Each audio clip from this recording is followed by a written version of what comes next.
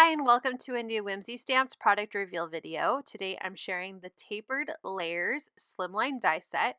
Now this die set is a stackable set of 7 dies and they are perfect for slimline cards. Of course you can easily adapt them for any card type, but they are great for our slimline cards.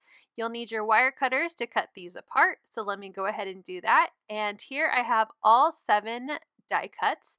I wrote the measurements on there, so let me get these all layered out and fit on the screen so you can pause or take a screenshot if you need those dimensions. They range from 5.5 to 8.5 inches tall and 1/2 inch to 3.5 inches wide. Now the top I did my best to measure. They are tapered, so really just rely on the height and the largest width if you need those measurements. They stack up perfectly together. As you can see here, I'm starting to layer them. And there are so many different sizes and ranges and could be used in so many different ways.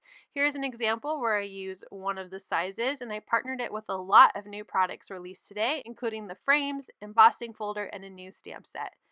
Use the links down below to check out all of the new products revealed today, as well as the supplies used to make this example card.